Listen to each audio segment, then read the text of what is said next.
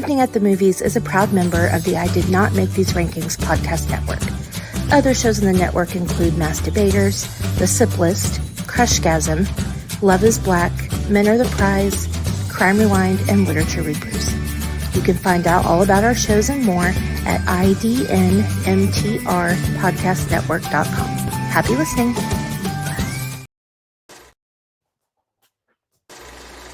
You are now entering the world of a movie review. A world full of drama, joy, ridicule, movie spoilers, unpopular opinions, and adult humor for as far as the eye can see. Welcome to An Evening at the Movies. And good morning, well, depending upon where you are in the world, good morning. Where I am at, it is good morning. Where everybody's favorite co-host is at in the Caribbean, it's probably mid-afternoon.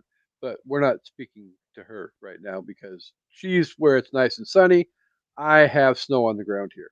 So, but hurry back, Amanda. We miss you. But yes, as everybody knows, this is your movie review podcast. This is An Evening at the Movies. You know it, where we eat the stale popcorn, we drink the watered down sodas, and we discuss all of our favorite movies and why we love them. And because we've gotten in the habit of making some good, solid connections with some brand new guests, I figured why not keep that tradition rolling right now? And we're going to introduce the world to another amazing new guest. And I'm going to try and do it correctly this time. I did remember this time, people, to ask the pronunciation before I hit record, but I'm going to try it. If I screw it up, no harm, no foul. So we are joined on this episode of An Evening at the Movies by Deece Casillas. You nailed it. Way to go. I win. Habla español. Very good. Yeah, muy no bueno. No? Yeah. Well, okay. I know a little bit, but generally it's the bad words. Those are the fun ones. Yes. It's the ones that I thought I was cool being able to say in high school, but a lot more people knew than I thought knew, and I ended up getting myself in trouble a lot more than I wanted to. Yeah, that can happen. So they're, that's all right. They're good. You got to learn some stuff in other languages. Start with the fun stuff. Exactly. The bad words sound better in Spanish than they do in most of your other languages. So yeah. So yes. So, Deece, would you like to introduce yourself to the listeners and let them know a little bit about you and what you do and all the good stuff that encompasses all of that? Yeah, man. First of all, thanks for having me. I am excited to talk about movies. I love movies. I hate calling myself a film buff because it sounds so pretentious. I have to be holding a cup of tea with a pinky up and wearing my monocle if I'm going to use that word. Otherwise, I just say I like movies. I am by trade, I am a internationally touring comedian. That's what I do for a living. People find that hard to believe. Some because they don't think you can make a living at it. Others because they don't think I'm very funny. But no, that's what I do for a living. Comedian, been doing it a long time. Done comedy writing, sketch comedy. I do stand-up comedy. I've been doing it for about, almost 17 years now. I just recently released a special, Not Your Cup of Tea. Follow me on Instagram, deece.comedy. You can find a link to that. You can get it for as little as $1 to watch an hour of me doing stand-up. I also am in the process of launching my first comic book, which will be coming out soon. But follow me on Instagram at deece.comedy, and you can get all the information of what I do, where I'm at, tour dates, etc. It sounds like you're in the Northwest. Is that right, Casey? I am in the birthplace of grunge rock and roll, Aberdeen, Washington. Aberdeen. Okay, right on. Well, okay, good. Technically, yes, most of the world will credit that with Seattle.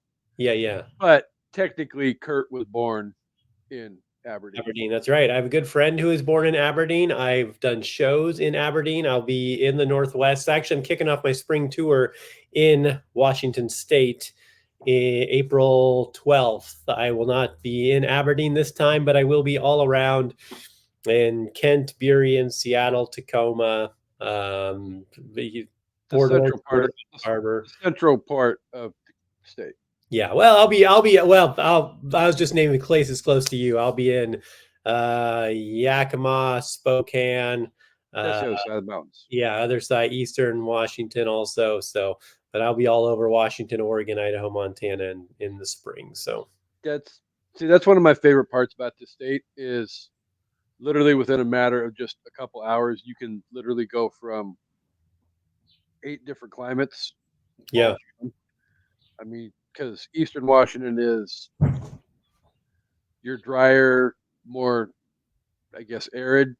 yeah, Then you get your mountains, and as you keep, I mean, by the end of the day, you can go from arid to mountains to ocean, all within a matter of 3.5 hours. yeah. You can go from ocean to racist white people in a matter of 5.5 hours. It's a lovely transition. cheap, Yeah. cheap shots at northern Idaho, but Well, as someone who lived in Spokane for several years, I'm not exempting Spokane from that no, summation either. Spokane isn't very far from Hayden Lake though either. So No, it's not. Yeah, no, we love our listeners in Idaho if there are listeners in Idaho. I lived in Idaho for a year, not that portion of Idaho. I lived in the Tri City, Boise, Nampa, Caldwell mhm. area. So, Also but lovely. Also lovely. I I actually really enjoyed it, but for at the time I was like 20, 21 years old, first time living out of the state, and to go from the kind of climate that I have here on the Yeah, coast to even there, it's a big like, difference. oh yeah, because winter is like cold, Hmm. summer is hot, and it's no medium. I mean, it literally will go from winter to hot Oh yeah, yeah. overnight. Yeah. Like I said, I lived in Eastern Washington. I lived in Western Montana for a while. I've lived in a lot of See, climates. you get it. Yeah, I've done the, minus 40 in the winter and then 110 in the summer. So, um, yeah, Yeah. I I don't like being cold, but I don't like having Niagara Falls of sweat coming off of my face while I'm trying to sleep yeah, either. yeah. So As a card carrying Latino, heat does not bother me. I moved to Texas for a reason because I never want to be cold, and it's great. Like literally in the middle of summer when it was 110 degrees out and 100% humidity nearly. My neighbors are all hiding looking for shade, and I'm outside doing yard work, and they thought I was nuts. And I'm like, no, this is not. This is what I'm here for. It does not bother me. yeah. So there will be listeners who have probably heard the story already before, but the fact um I'll share it with you just for the pure fact that you mentioned that you're in Texas now. Not this last September, but the September before, I ventured into the um, great state of Texas, finger quotes with great, but we'll get into that later. But it was my first time vacationing in. Well, I flew into Oklahoma City, but I spent time also in Dallas, Fort Worth, Hmm. and um, well, obviously, spoiler alert. That's where the other half of your An Evening at the Movies hosting team lives. So I was on vacation, spending time with Amanda and her husband. And when I got off the plane in Oklahoma City, went through baggage, got all my stuff, and then literally walked out the freaking doors into the parking lot. Yeah. Holy balls, that was a total different kind of heat that I don't think I remember feeling ever since I'd lived in Idaho. Oh yeah. Yeah. And even then, it was still a lot more.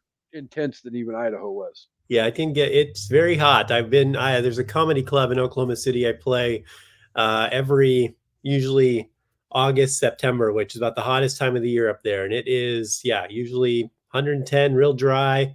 And Which is weird because we we also have a couple other friends that live in Oklahoma City as well that we saw that I got to see while I was there, and I made reference to the fact that I will come back in like November or mhm, December next time. And they're like, yeah, you might not want to do that either because it's one of those things where you go from hot, hot, hot. Like the last few years, it's gotten like colder than shit yeah, at that time of year too. So there's like again with like the whole Idaho thing, there's no middle ground. yeah, Once you go from the hot and then you get to winter and it's colder than shit. And yeah, I never ever thought about like snow and stuff like that in Texas, but yeah, the last few years Amanda's gotten snow regularly, almost oh every day. yeah. I mean, especially north. I mean, they get a dusting, Dallas Fort Worth, but you go to Northwest Texas, up past Amarillo and Lubbock and stuff. I mean, Mhm. you understand you're right next to Colorado. It butts up against Colorado and it's Northeast New Mexico, which gets snow every year. So yeah, I mean that part of Texas gets a good bit of for it's different than snow in Idaho or Montana. You get a dusting in some places, or you get more of a freeze than you get really like snow, a pile of snow. But it gets cold.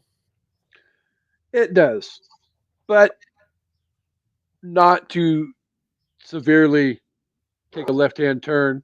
But as the host, I think it probably would be a good time to put us back on track. Let's go. Not that I'm not enjoying the conversation, but there is a purpose what we are here for today, and That's right. I didn't think it was going to take us 12 and a half minutes to get there. It normally doesn't take us 12 and a half minutes to get there. But so we are here because not necessarily today, but um, this is going to be one of the first two episodes that's going to drop on March 6th. And it will be the debut of our movies that everybody should see once in their lifetime Mm, theme that we're going to focus on all for right. the month of March and April. So um, we're going to talk about a great movie. We're going to talk about a groundbreaking movie. We're going to talk about a very artistically done movie. I'm not going to spoil all of the adjectives for the movie because we have to save something for our review slash rating at the end of the movie, or at the end of the movie, at the end of the episode. But we're going to be talking about an amazing piece of work from the great Steven Spielberg. It is entitled Jaws. Woo woo. So, okay, before we can get into the discussion, though, there is a little bit of background information stuff that we have to get to. For those of you that don't, I didn't even dawn on me, but this movie next year will be 50 years old. Oh, 1975. Yeah. So, wow, that's crazy. What I saw the year, and then it dawned, duh, idiot, you just turned 47 last week. So, and the movie's 2 years older than you are. Yeah. Well, So yeah. So June 20th, 1975. Like I said, was directed by Steven Spielberg, released by Universal Pictures. Now is where we get into the staggering facts. Had a $9 million budget, and almost $1 million of that was just animatronic sharks alone. Had a box office of $476.5 million. it's a pretty good return. Even better when you factor in the inflation rate between 1975 and now. Hmm. That translates to $2.7 billion in budget or in box office. Wow. So to put that in context, Jaws is the second most successful franchise film of all time. The first one be first place would be obviously Star Wars. Um, but yeah, and then on top of it, if you haven't seen Jaws at this point, okay, what rock have you been living under for the last 50 years? Yeah, someone doesn't have TBS. It's on 8 times a day. Yeah. Um, so, as always, we will say if you haven't seen the movie yet, I highly recommend you put a pin in this episode and go watch it and then come back and finish listening to the episode because we're fixing to get into some very spoiler rich discussion. But I will warn you, as far as my research goes, I could not find it anywhere for free online. So you'd have to rent it through Prime or Google or Apple TV or wherever you rent your movie experiences from. And last but not least, Deece, would you like to wager a guess as to what you think the Rotten Tomato score for Jaws is? Yes, I would. But first, I would like to say that I believe, I'm fairly sure you can find it on YouTube at no charge. Although for the FBI out there, I don't actually know that for sure. For the FCC, I didn't say that. But for your listeners, I think you can find it on YouTube. I'm not saying that's how I watched it last night, but if I did watch it last night, I probably would have also surmised, as Casey did, that you can't find it on the apps for free. So I probably would have gone to YouTube and typed in Jaws full movie free, and I imagine I would have found it, hypothetically. Um, We at an evening at the movies will not necessarily confirm or deny, nor but endorse such there act. are, however you feel like you need to get your viewing experience, go right ahead. Just don't say an evening at the movies sent you there to do it. Right, right. And you couldn't, because you wouldn't do that. But if No, someone did, because that's your I did option. not do it, Shady. I went and rented it on Prime. Right. So There you go. Um, so Jaws. And we're talking total score, critic score, audience score, I or actually I have both numbers. So if you would both like, of you can, and neither of the two of them are the same. them? So if Right. you want, you can wager a guesses to both. Yeah, I'm gonna go both. I'm gonna say that it is a 90 uh 5% with the critics, and it is 97 with the audience. So you were close with the critic. You were very, very close with the critics. The critic score was 97% Mm. on 101 reviews. You weren't that far off on the audience score though either. Um, on 250,000 plus reviews, it got a 90% on the audience score. God damn, the audience scored it lower on that. Those sons of bitches. It, that doesn't happen very often either. I mean, well, okay, it does happen before. We've talked about a few movies in our 200. Well, this will be what, one, two, three, 204 episodes. This is the 204th episode that we've done. So we've done, we've talked about movies like, oh, I don't know, Howard the Duck or things of that nature where critically it got a little bit better score than the audience, Mhm. and we get it. I don't necessarily think 7% off is that big of a number and really worth that much complaining about. But at the same time, still, where are these 7% of people that couldn't get on board with this movie because the audience score should have been a little bit higher. Yeah. But I mean,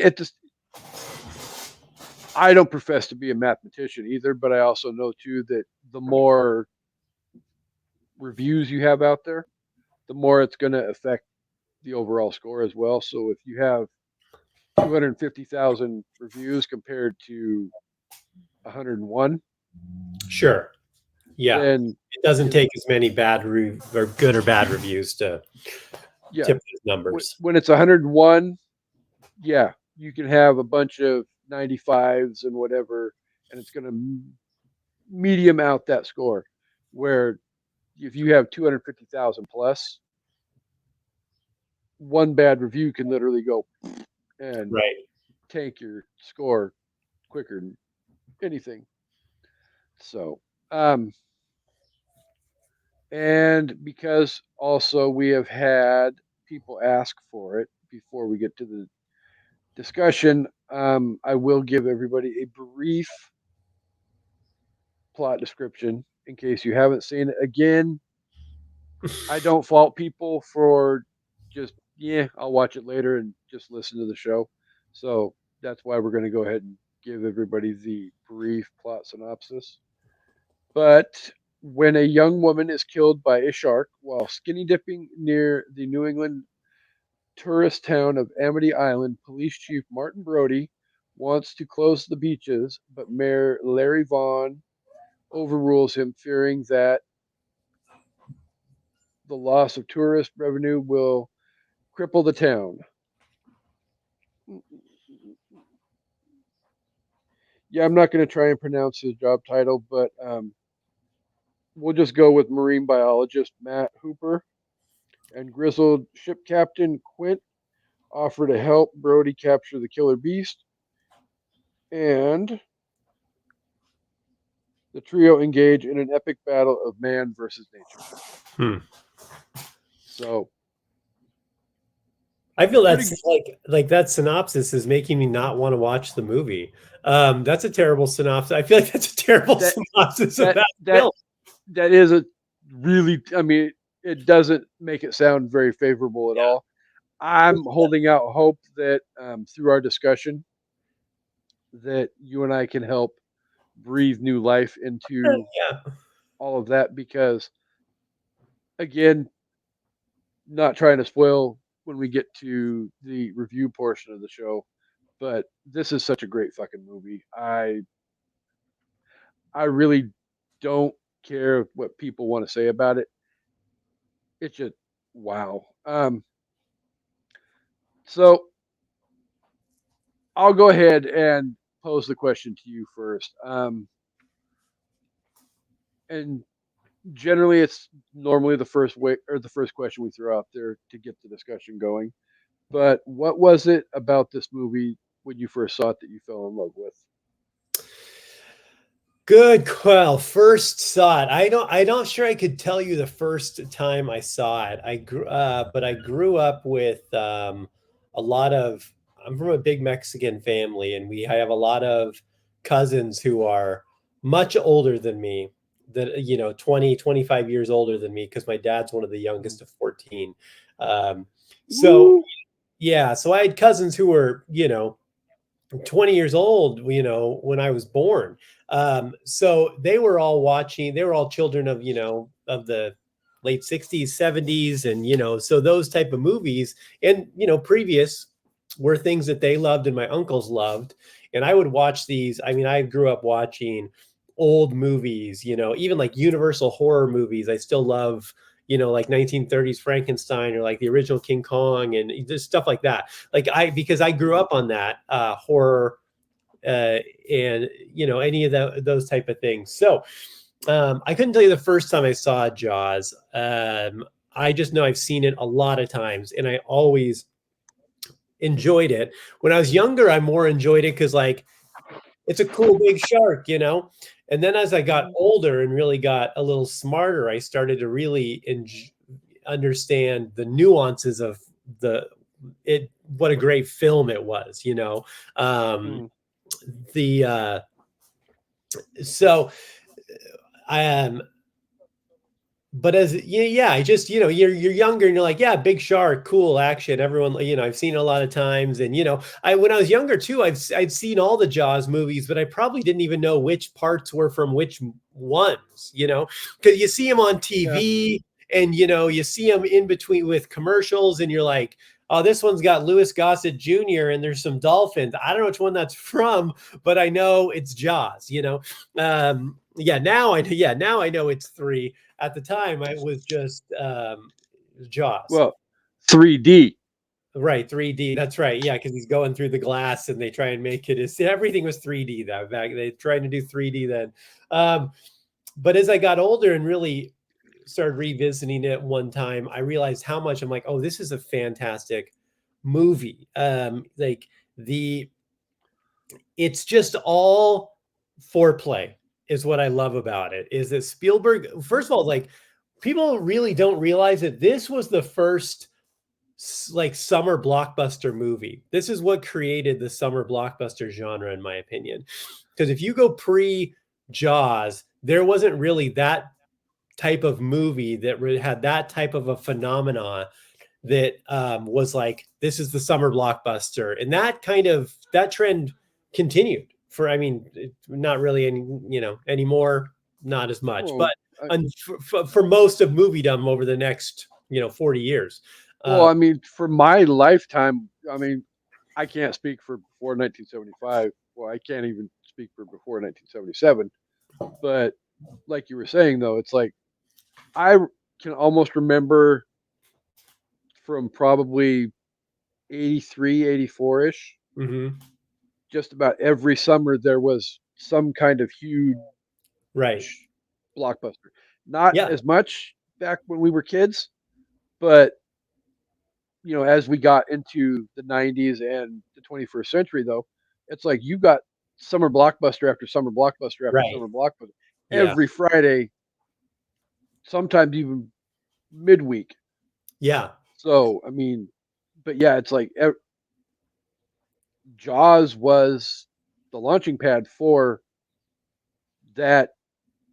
You almost have to call it a genre movie, though, because those movies are built to come out in the summer when, kids are out of school and they need something to do and they're going to, ooh, can I have $10 and go to the movies and go see Jaws Yeah. or, you know, Well, and it's whatever. Spielberg really, you know, whether, shrewd businessman, whether it was him or whether it was the studios that saw the money in their, the future with this, or whether both, they realized. And he's a guy who really capitalized on the summer blockbuster in general. I mean, continuing up with movies, multiple Indiana Jones movies, E.T., Close Encounters of the Third Kind. I mean, this guy just created a million movies I'm missing, but this guy just started he's the guy who really created the summer blockbuster and perpetuated it and made it successful and paved the road so other people could do that. I mean, not to say that someone else may have would have found that formula at some time, but I mean, it's just 2 years later you get Star Wars, which as I think was, I believe, was not summer. That was probably a little late. I think it was November of 77, if I'm correct. But I mean, they paved the way for these movies to have a huge success and be phenomenons. They didn't have movies that were making, what'd you say, 490 million or whatever, in a over the course of its theatrical run before that. Oh, I can't hear you now. I lost your.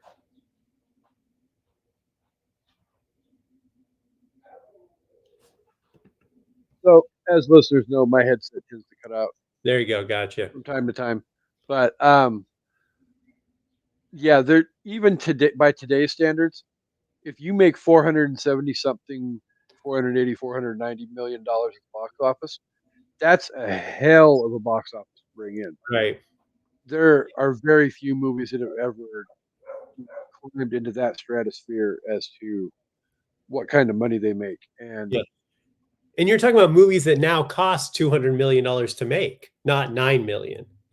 well, because that was going to be my other point too. Is like, okay, you look at the fact that like the J.J. Abrams Star Wars trilogy brought in hundreds and hundreds and hundreds of millions of dollars.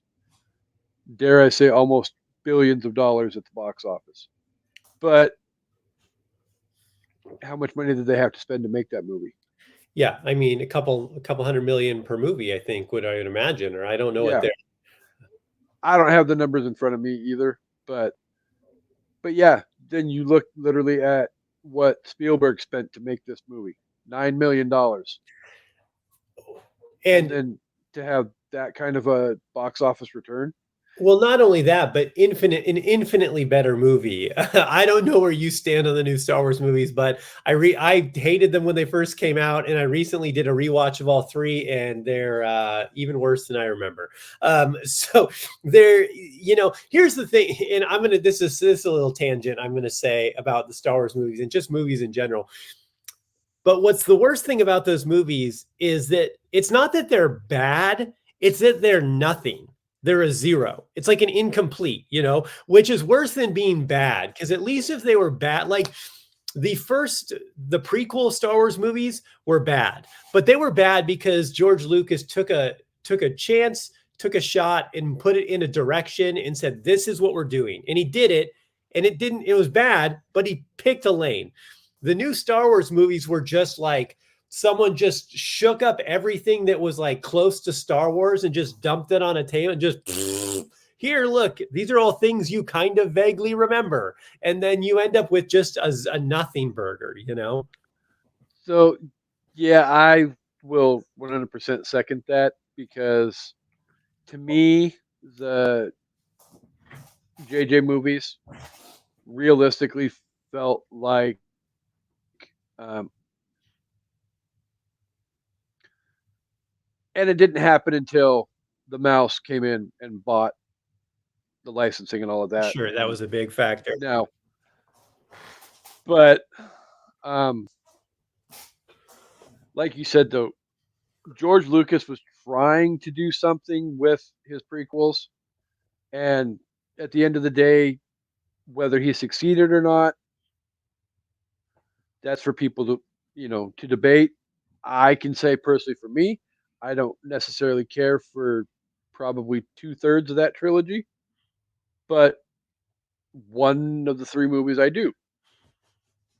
Um, but at the end of the day, I would have been happy as a Star Wars fan if they had just stopped and left well enough alone at that point. Well, that's something I said early. When I was a kid, it was always like, hey, I was a Star Wars nerd, and it's always like this. There was always that rumor of like, oh, they're gonna do another trilogy. They're gonna do another trilogy, and it excited me. But then as I got older and smarter, and that rumor got more relevant, I started thinking, I'm like, man, you run the risk of making bad movies, and then all of a sudden you're now if you got three good movies and make three bad ones, now you're 50-50. Not all of a sudden You're you don't you're have. tarnishing the legacy. Yeah. So, but also I always think like, yeah, you kind of got to just say, well, I have the original three movies and I can just watch those and disregard the rest. Like I personally go for I have 3, 4, 5, 6, and disregard the rest, okay, yeah, just because of the fact I can at least start with 3 and know that I know enough of the damn story that I can pick up right here and I get what I want within 2.5 hours, being Anakin turning into Darth Vader, and then we roll right into the, the trilogy, yeah. being 4, 5, and 6, and I'm good to go. There's some interesting parts of Revenge of the Sith. I don't know if I loved it totally, Revenge but of the Sith isn't 100% great, but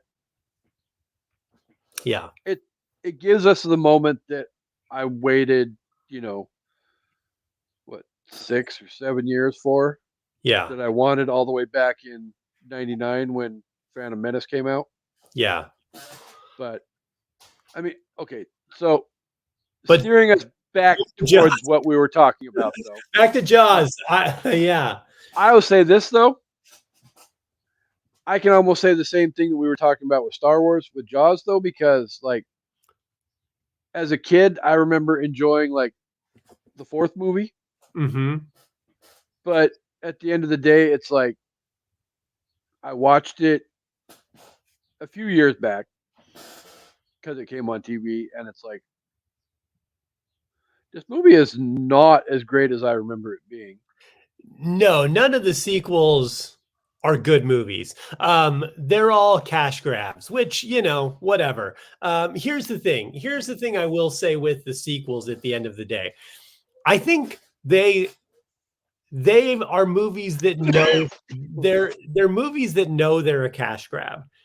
And I can get on board with that where they're like, listen, we're just gonna do 90 minutes of cool shark shit and like it's gonna be kind of badass. There's not a lot of story. Just hang in there, eat some popcorn, and watch eye candy.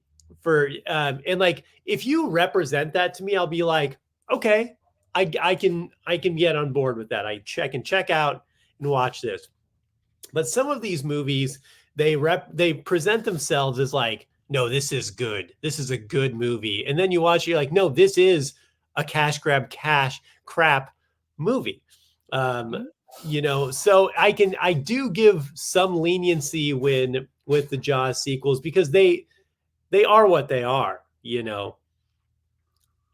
Well, and we've discussed this before on the show, where Amanda and I have said, we've got a whole long list of movies that we enjoyed watching growing up. Sure. That you know, at the end of the day, if you're going to sit down and talk to a professional movie critic about them, they're going to be like, yeah, that's one of the worst movies of all time. Blah blah blah. Right. So it's something I enjoy watching though, Yeah. because it's not something I need to watch and have it enlighten me on you know different aspects of society or life or in general or whatever.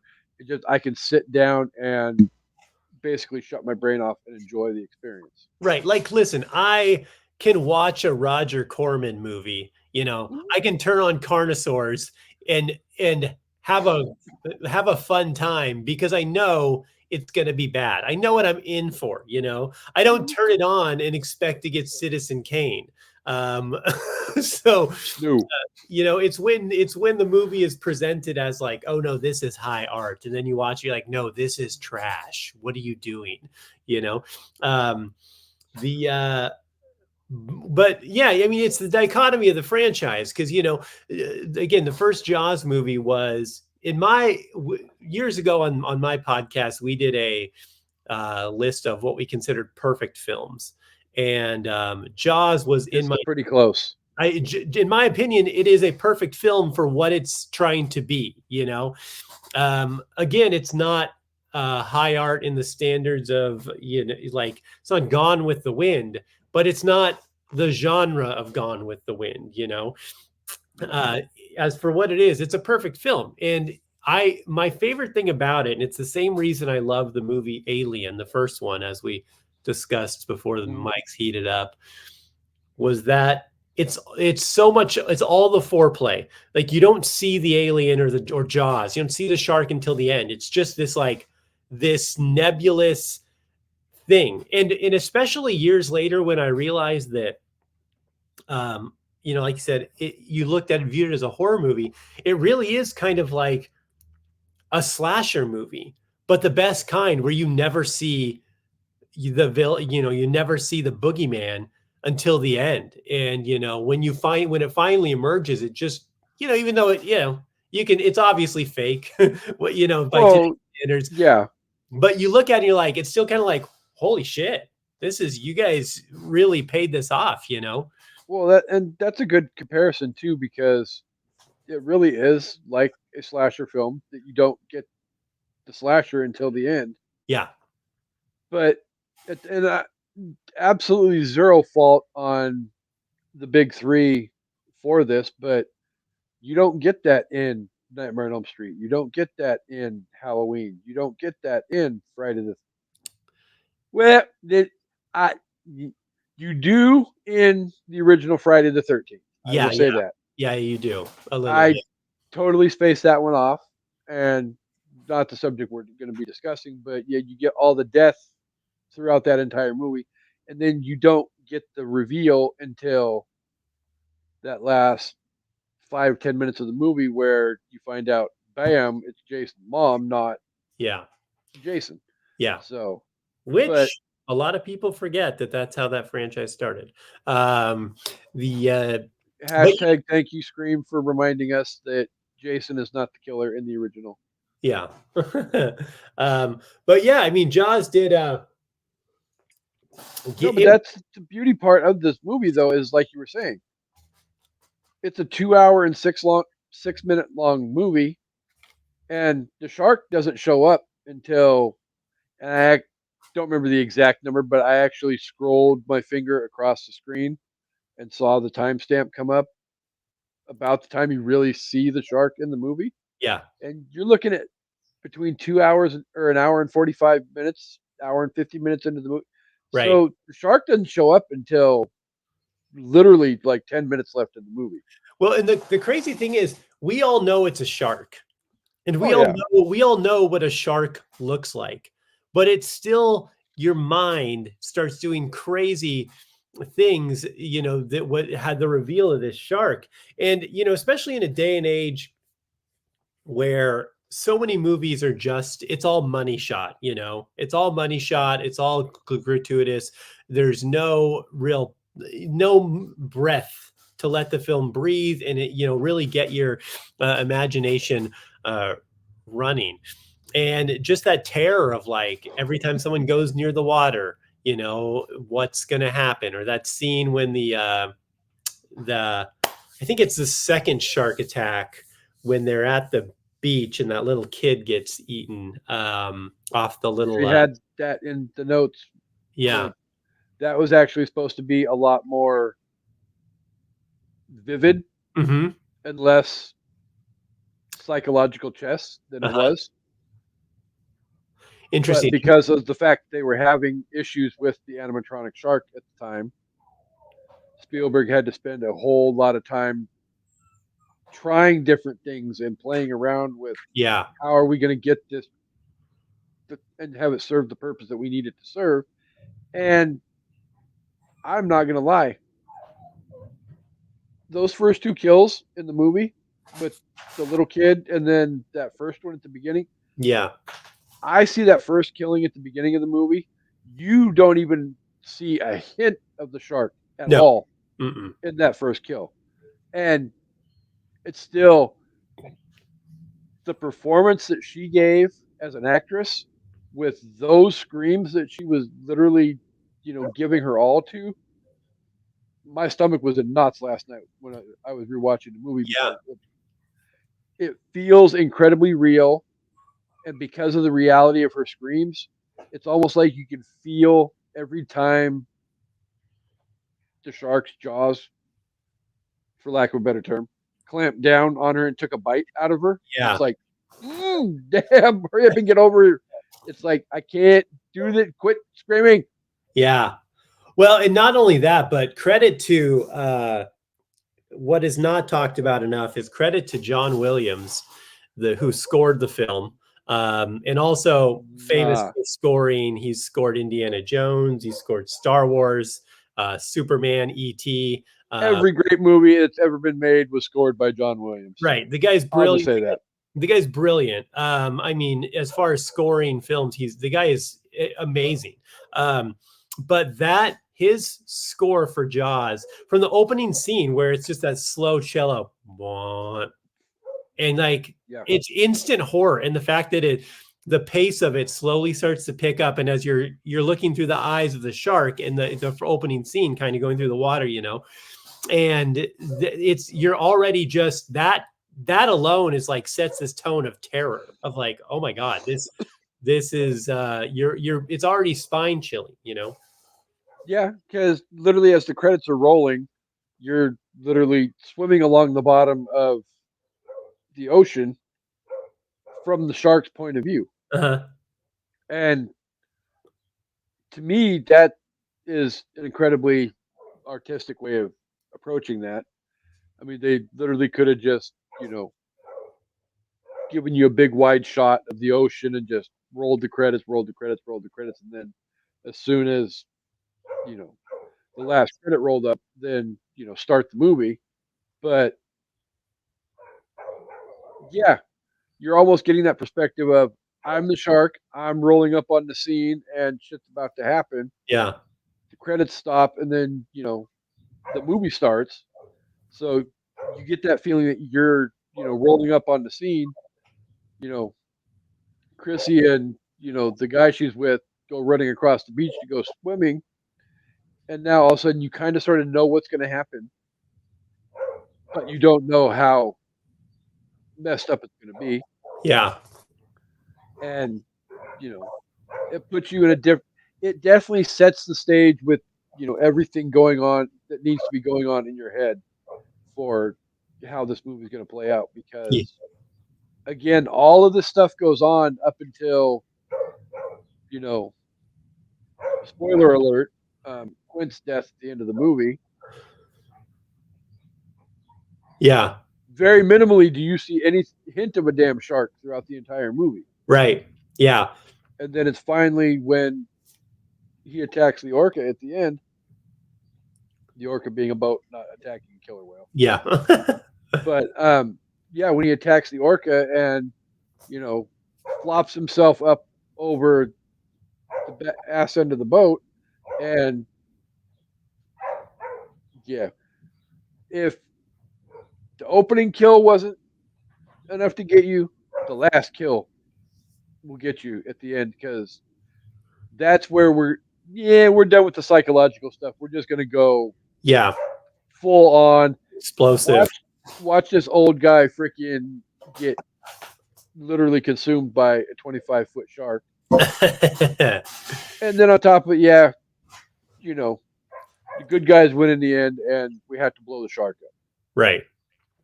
So, you know, it definitely Steven Spielberg is very masterful with what he does as a director. Um, and I'm not just referencing the whole Jaws, but again, you can't help but think and remember the fact that all of these great movies that he's done throughout his 50-year career are some of the greatest movies of all time. Oh yeah. Yeah. Indiana Jones, E.T., Jaws, as uncomfortable as it may be, Schindler's List, whatever. If I was to sit down and do a top 5 list of greatest directors of all time, if he's not number one on my list, he's probably very closely behind number one at number 2. And I can't honestly think of somebody who I could put ahead of him at the end of the day. Yeah. Well, and it depends on what you're looking for too. Cause is True. he, like guys like David Fincher or early Darren Aronofsky are amazing things, like True. there's great directors out there, but as the guy who's consistently delivered just film after film after film, there's probably not anyone who has that kind of legacy and that kind of just track record of banger after banger after banger. Well, and not to beat a dead horse either, but literally there's a number involved in all of that that is very astounding. 50 years Yeah. next year. Yeah. So, how many people can say that they turned out some of the greatest financial successes in Hollywood, as well as greatest movies in Hollywood, over that period of time and not. I'm not. He's probably had some stinkers out there.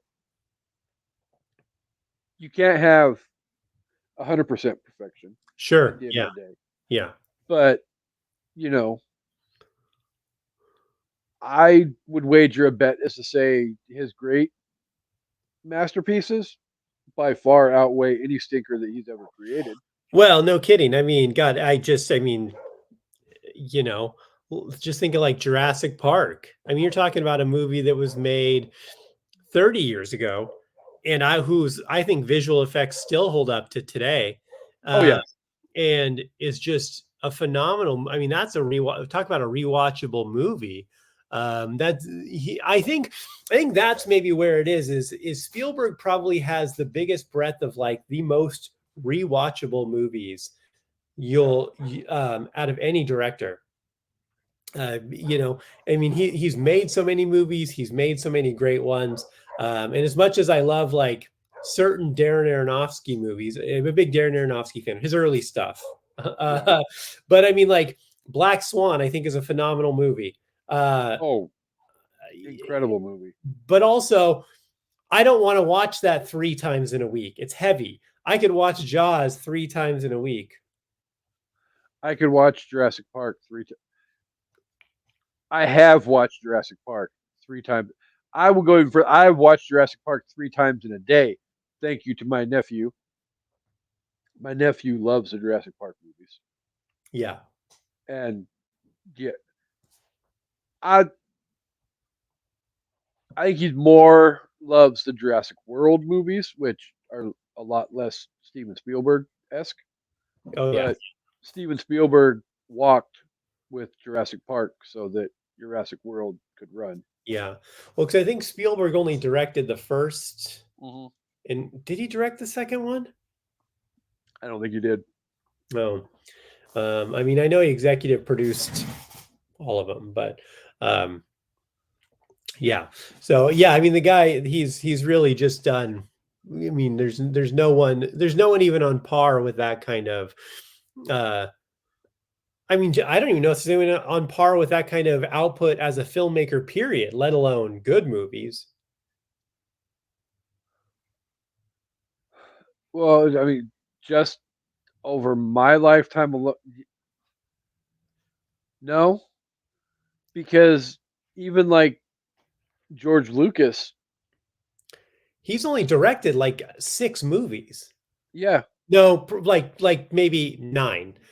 Because he did the 3 Stars movies, he did American Graffiti, he did Howard the Duck, and I don't know any other ones he directed. Oh, Willow. No, THX. that would no, Willow was Ron Howard. What was? Willow, Ron Howard directed that? yeah, Ron Howard directed Okay. Willow.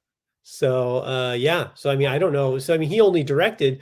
We'll say even if you give him a couple more, we're not thinking of a dozen. That's probably generous. Uh, you know, Spielberg has way more than a dozen, though. right. And also, how many of those Lucas films not that good? I mean, again, Howard the Duck, guilty pleasure film for me. Not that good.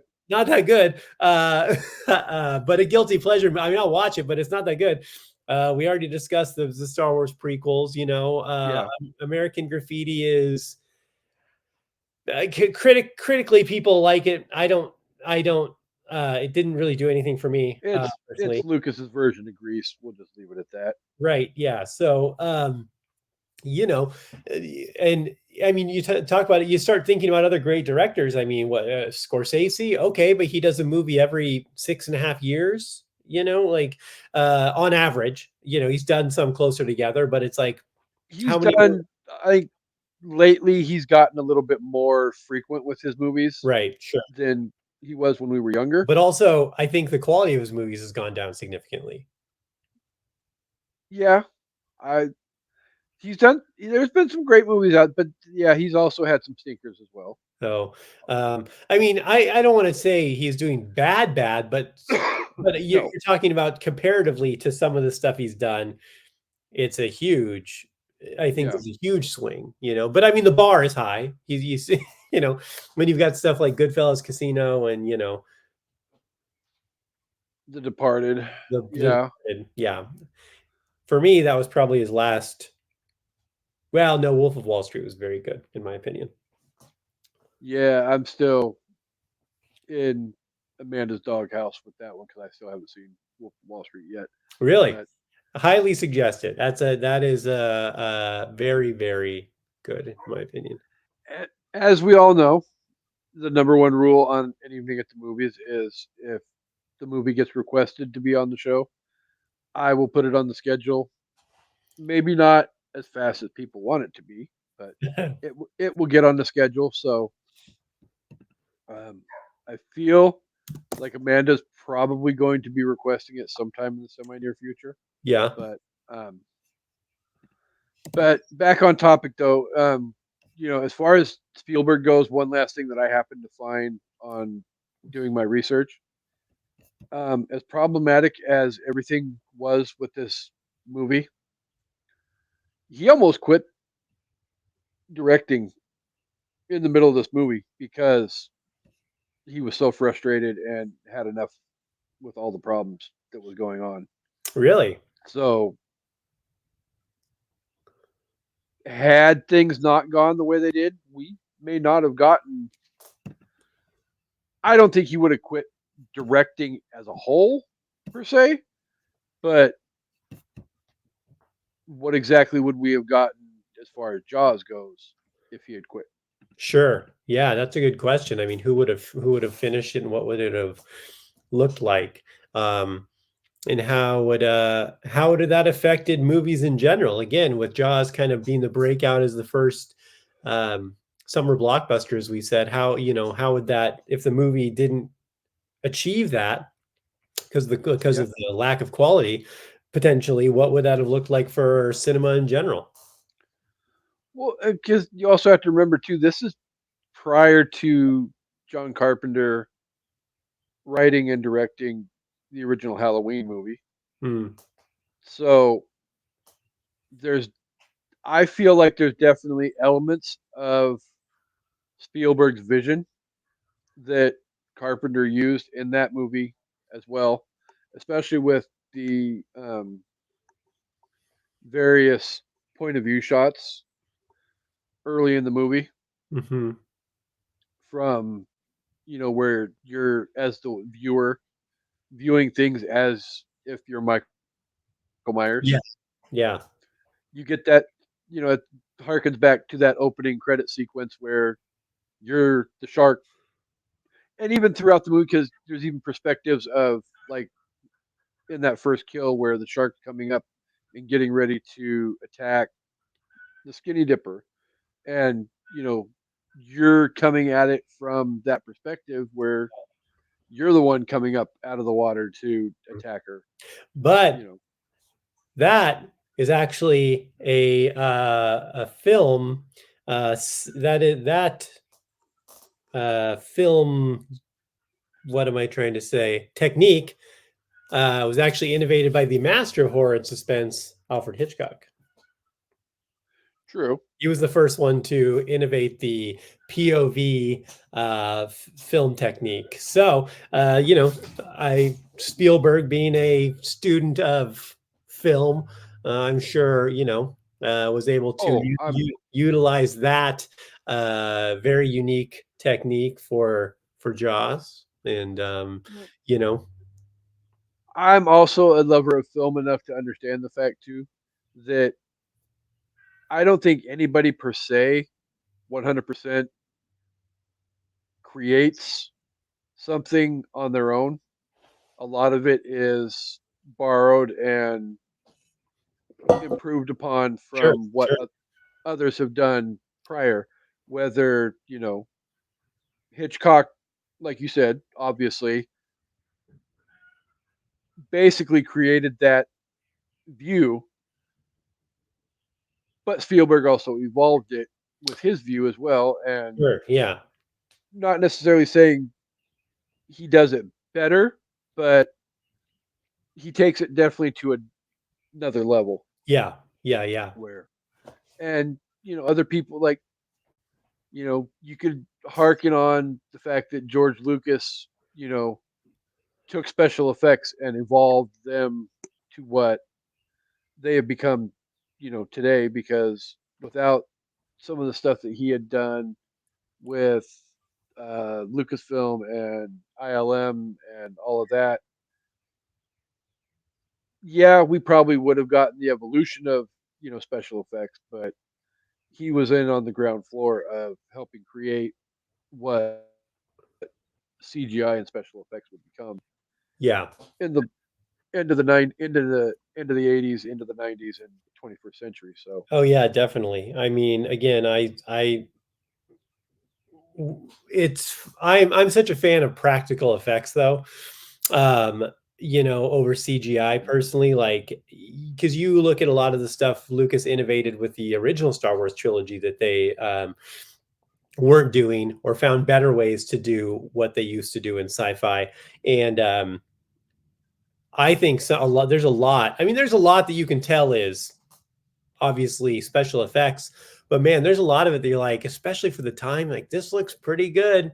And it looks better than a lot of the prequel CGI where it just looks like one painted mess.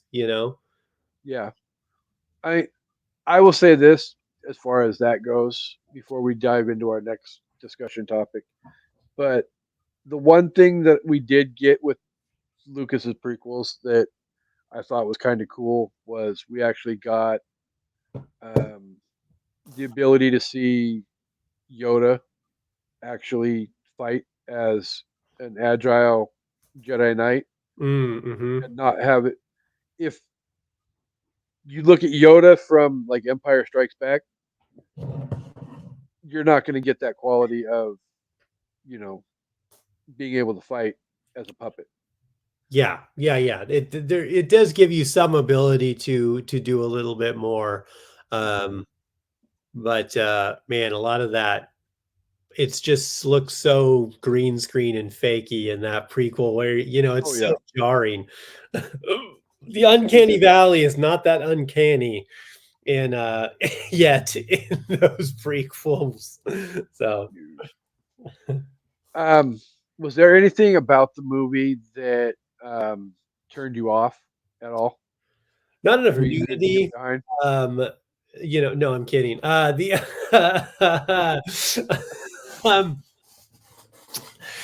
I again, like I said earlier, in my opinion, this movie is a perfect movie for what it's trying to be. I don't think there's anything uh particularly that I would have changed or that they could have kept. I like the fact, I really like that they keep the information on um is it Quimby? Is that his name in the movie? I'm sorry, is it the Chief Quimby, right? Roy Scheider's character.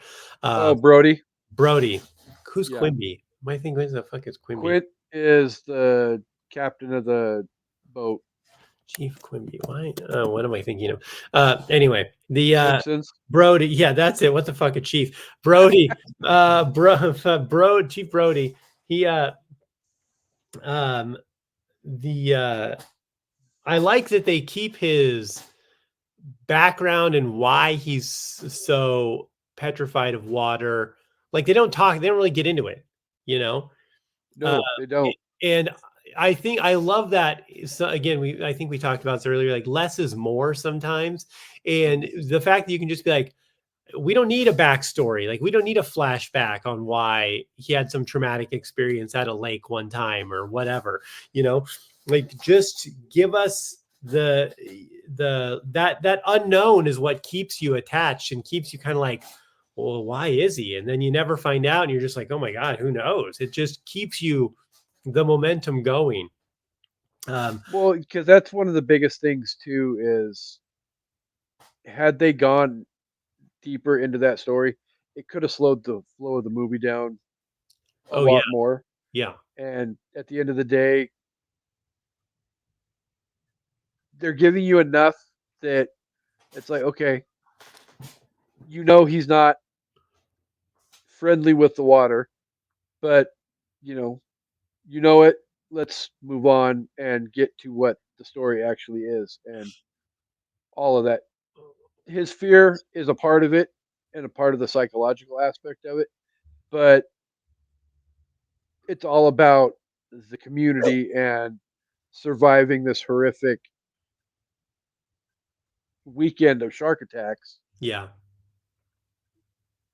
Yeah, I mean, I think subconsciously for the viewer, it builds more terror because you in your head, you may not even be consciously thinking it, but you're imagining the terrible things that could have happened to him as a kid that got him petrified of water. So now you've built it up to be even scarier and you don't even realize it. Yeah, and that's all it is at the end of the day is one big Mind head fuck. game. Yeah, Yeah, so not as much as something else other movies have been, but at the same time, like you have said several times, and I agree 100%. Less is more at the end of the day, yeah. and sometimes the less is scarier than having everything slapped paintbrush style across your face Right. for Yeah. 2 hours.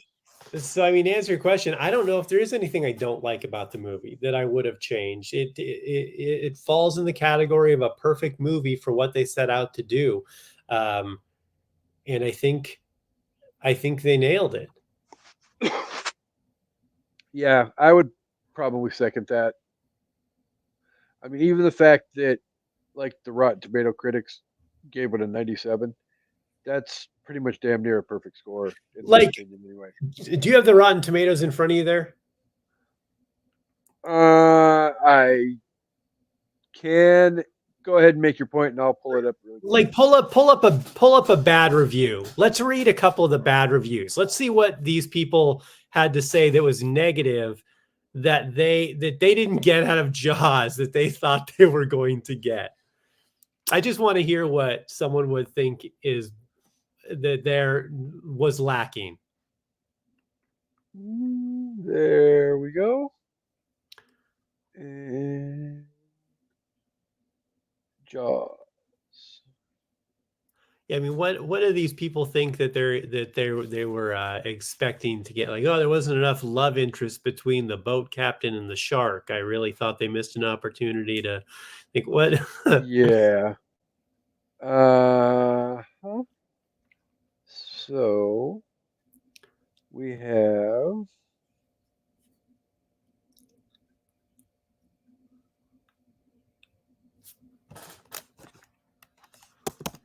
beauty, splendidly shrewd cinematic equation, directed by Hollywood's newest wonderkin. Newest in 2017? I don't think so. Like here okay, so I just pulled a couple up here. Like, we've got one that says it's rivetingly obvious special effects, marginal acting by Robert Shaw, and an Academy performance by the shark if you like animal acts. Fuck you, Gary Jane Hoisington of the Gay Community News, which I don't know. I feel like that's not even a real that's not even a real newspaper. But I don't know, man. Why don't you stick to reviewing parades? Yeah, Like a riveting. It was 1975, and they're doing an animatronic shark. How what do you think it's going to be? Marginally acted by Robert Shaw. I think Robert Shaw did exactly what he was supposed to be. He was supposed to be a flippant drunk captain with, I mean, that scene where he's describing the U.S. What's the name of the ship? Indianapolis. Indianapolis. Thank you. And all the shark attack, and like then one goes under, then the next, and he just goes, like, had dark eyes, like a It doll. creates a very vivid picture of just how fucked up in the head Quint is as a person, and because of all the stuff that has happened to him, and because of all of that story, I think it adds another dimension to his ultimate demise at the end of the movie because all of you feel that sympathy for him, and now all of a sudden, bam, here comes the shark up on the back end of the boat, and it creates that slide where, oh shit, now he has nothing to hold on to, and he's sliding down the damn deck towards the shark, and it's like, crap. Yeah. I'm a Well, badass, but I see what's coming. And he fought as hard as he could to the death. Spoiler alert. But at the end of the day, he got, and he was gone. you, you know what? Here's my take on this Quint thing that I've espoused before, and I think is I could be way off, but here's what I think.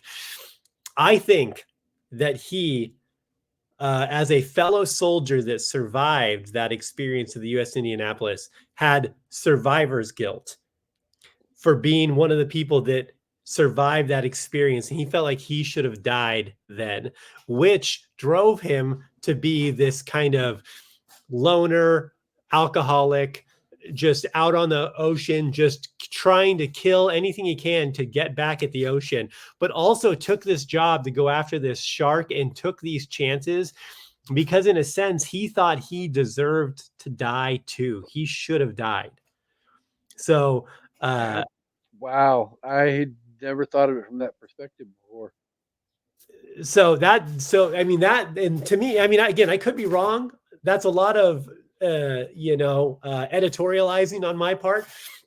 But I think when you look at how he told that story, the importance of that story, and how it affected him, and why it really shows a lot of what he potentially became, what he did. In that, I mean, I think his ultimate goal on going out on that boat trip was to not return. I get that you're making very sound observations, and it's stuff that I had never thought of before. But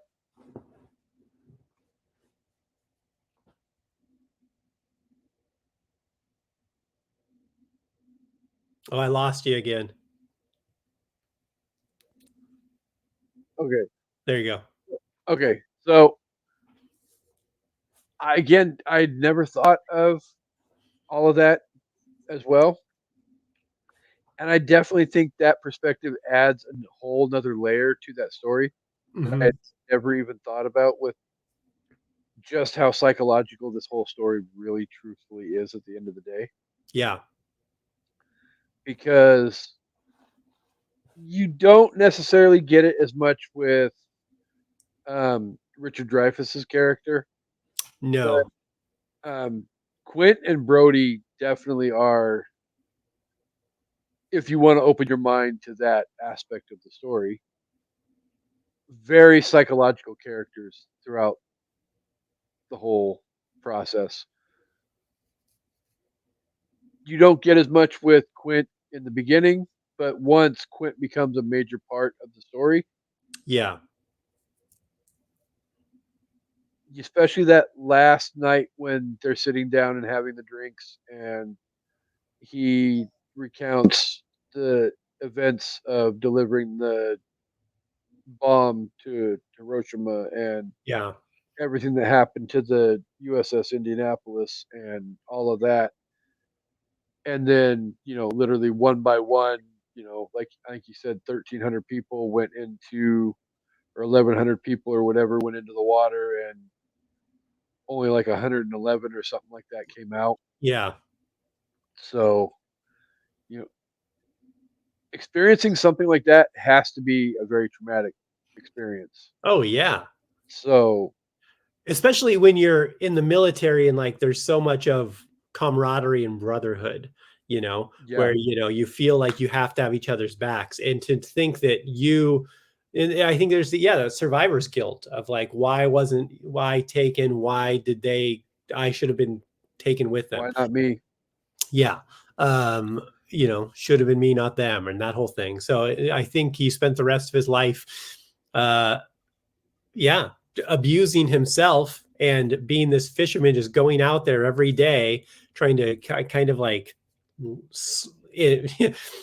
for no pun intended, swimming through these experiences that he had every day. Yeah, And then yeah, I think he knew. I think I think ultimately his goal when he went out to after the shark was he had no intention of coming back. I like that, and I think that's the opinion psychologically I'm going to go with from now on. Is All right, I'm glad it's we survivor's didn't. guilt. Yeah. So, and then I think it's not Brody, but Dreyfus's character. I think he Hooper. was uh, the idealist, the young idealist that needed to be. He was like the little boy in The Old Man in the Sea. If you've ever read that book by, Yeah, someone has to be the young idealist that believes that it's good and we can do good and we can accomplish good and fix things because Brody's fatalistic, or not Brody, Quint is fatalistic, Brody is scared, and then you petrified. have Yeah. and they have the idealist in the middle, the young idealist. Well, and I think the other part that I gravitate or that I caught that I completely forgotten about with the movie was the fact that there's dialogue towards the middle of the movie that Hooper and Brody have where they're discussing the fact that Hooper comes from money, Mm-hmm, mm-hmm. but yet that's not the life he's trying to leave or Yeah. lead. So that definitely adds to that character level of character for him as well. Mm-hmm. And so, oh wow, I did not realize we were this late into the episode. Oh, Um, yeah.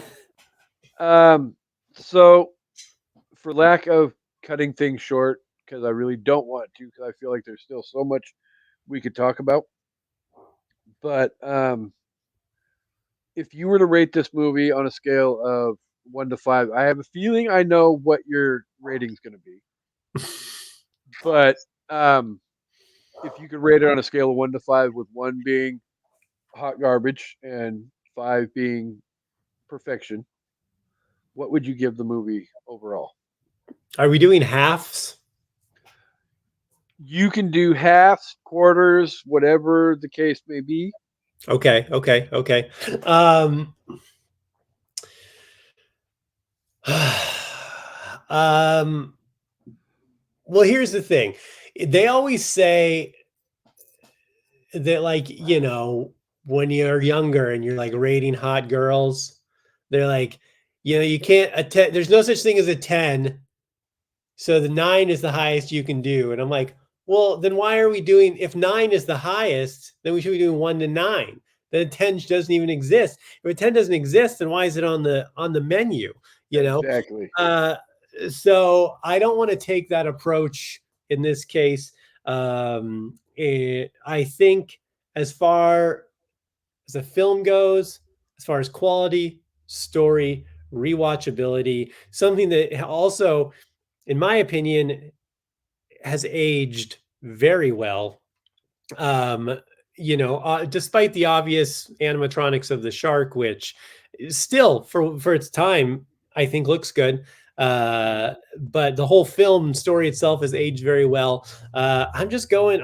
I got to give it a 5, man. I don't think there's a flaw in this movie. I mean, it's got again. We talked about John. It's got a great score. Even the Yeah. music is great.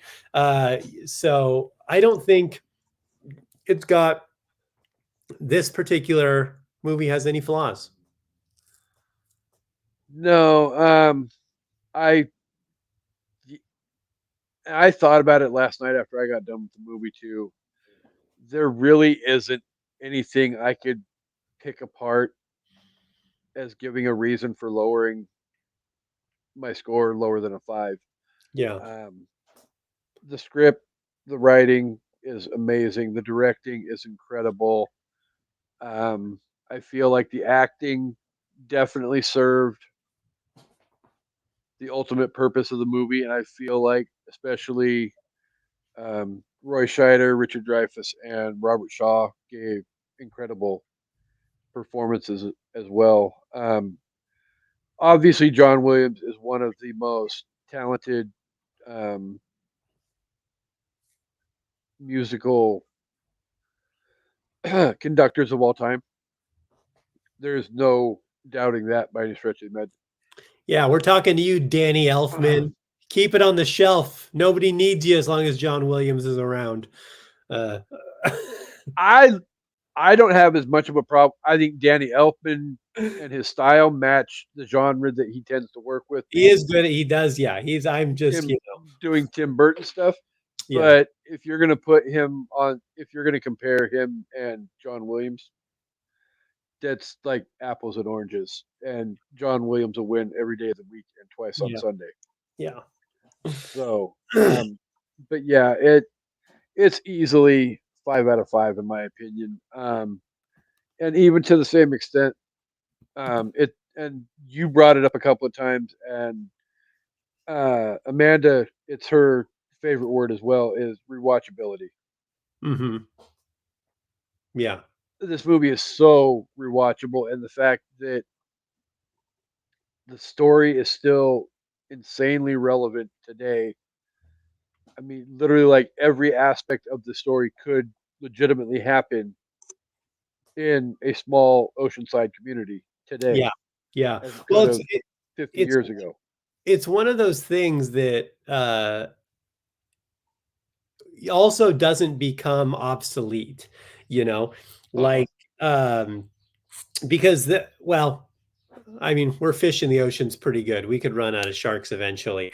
But it's one of those things that like probably in our lifetime there's always going to be sharks, and although very few shark attacks, I think there's only a handful every year.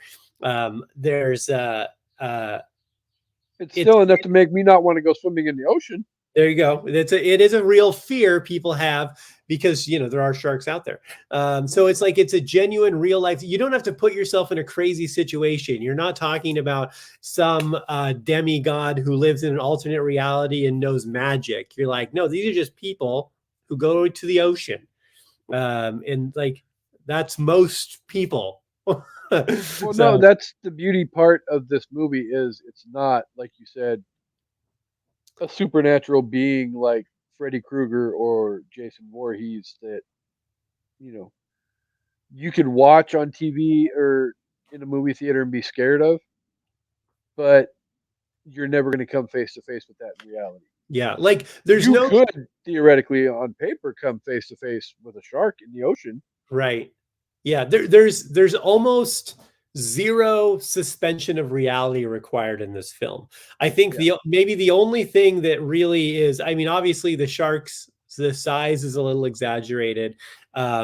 The aggressiveness is exaggerated.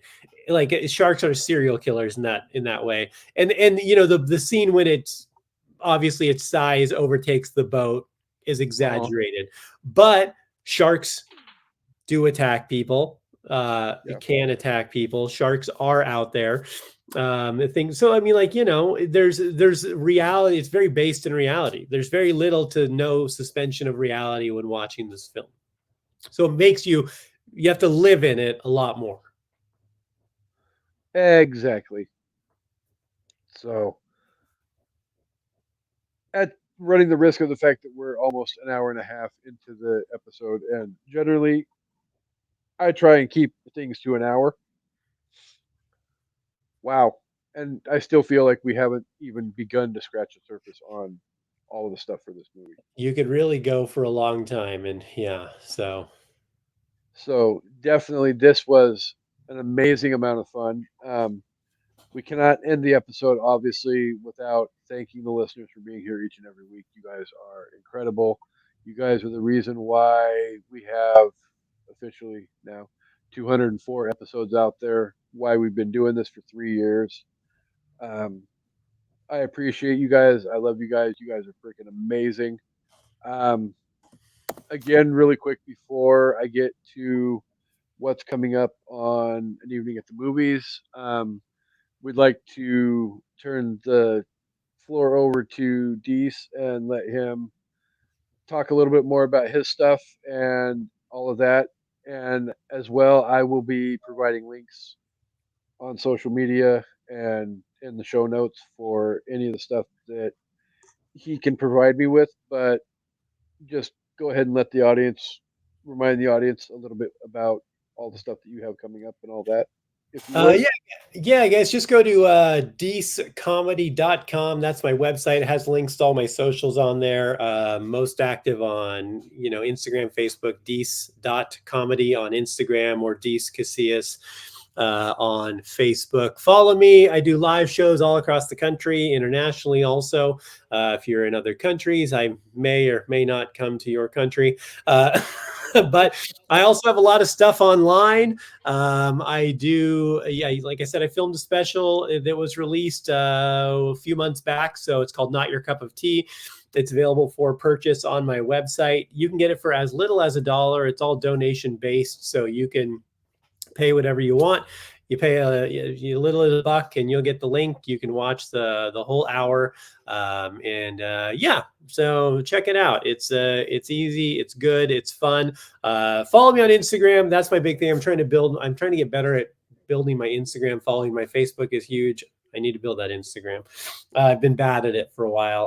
Also, yeah, keep for updates of live shows. And like I said, I'm working on my debut comic book, which is going to come out TBD. We should be completely wrapped on the first issue in the next 2 or 3 months, and then we'll have some more information on release dates then, and where and when you'll be able to find it. But if you're in Texas area, you can find me performing around Texas for the next through March. I'm staying close to home. Then my spring tour kicks off in April, and I'll be all over the place, especially the Northwest. So if you're in the Northwest, check out my tour dates. I'll be in Yakima, Natchez, Seattle, Burien, Tacoma,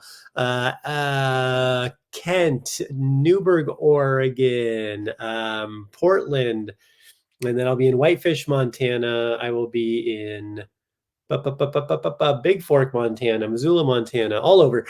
So check it out and come see a show. I'm not gonna lie, I might have to do that.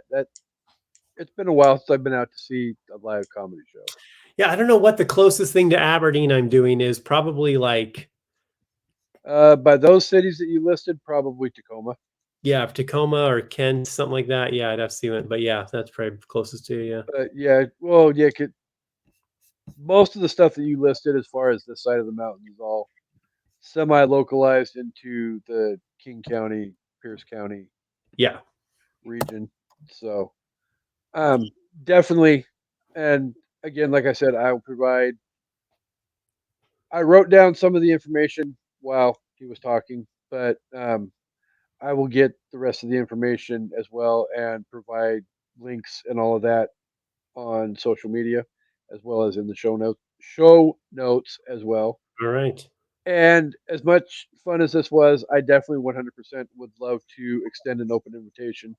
You are welcome to come back anytime you would like if we have something coming up, or if you have an idea for an episode about a movie you'd like to discuss. You're more than welcome to come back anytime you want. This was a lot of fun, and obviously, we're, you know, an hour and a half of discussing more than just Jaws. So, I can do, definitely, I can talk, so I can be wordy. So anytime, I'd love to come back, man. This was great. I love to talk movies, and I uh, can do it too. yeah, So, we can find. There's plenty of movies I I love, hate. There's a lot out there that's got it really is. it's ripe with conversation. Yeah. And just a reminder, though, for everybody too. Funny story before we get to coming soon. My first episode recording a podcast was with Amanda on her other show, The Sip List, and that episode, I believe,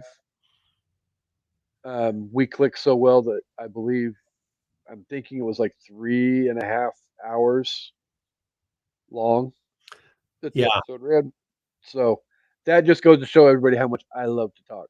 So, Yeah. and if Yeah. it's something I care about, then you're not going to shut me up. There you go. So, Oh, that reminds me too. I do also host a weekly podcast, The Social Hour, new episodes every Wednesday. So if you want to hear me talk, I all sorts of different guests. I just interviewed Chase Oliver. He's going to be the Libertarian presidential candidate for this next election. So if you want to hear a alternative point of view to those two pieces of shit sides we've been dealing with for the last 200 years, maybe this is an opportunity to do that. and I will provide that information as well on social media. So definitely check that out as well. As far as an evening at the movies coming up, let's see. We've got this episode. We've got, as far as other stuff, we've got Star Trek: The Motion Picture, Across the Universe, um, the original Puppet Master. Nice.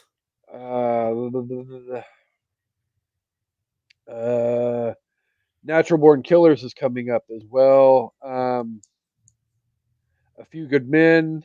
As well, in May, we're going to be talking about some superhero stuff. And we've got episodes recorded for Deadpool, Batman, 1989, Superman, 1978. The best Batman, by the way. 89? Oh, Yeah. yes, by far, 100% the best. As well as discussion on X-Men First Class. And we've got to look at all the various incantations of the Joker that we're going to be discussing for our friend Chris's birthday at the end of the month. So tune in for that. And like everybody, we were, we did announce it last week. This summer, we're going to spend the entire summer. There'll be some bonus episodes sprinkled in throughout the summer as well. But this summer, we're going to focus on the epic greatness that was 1984 in cinema. So we're going to be discussing 12 of the amazing movies that came out in 1984. As of the time we're recording this episode, I can say this: Ghostbusters and I don't remember. It just ended last night. Gremlins. Oh my god, Ghostbusters and Gremlins. The Ewok Adventure also came out in 1984. I'd like to remind you. Caravan of Courage. Okay. There's a lot of stuff that came out in 1984. A lot of greatness. So Terminator, we'll definitely have Jones, Terminator's in there. Beverly Hills Cop. Beverly Hills Cop is in there. I will say this, spoiler alert as well. We're not going to discuss Beverly Hills Cop this summer because we've done it already a few times.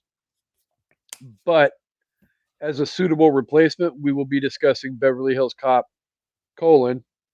Axel Foley, or Axel F. Yeah. Otherwise known as Beverly Hills Cop 4.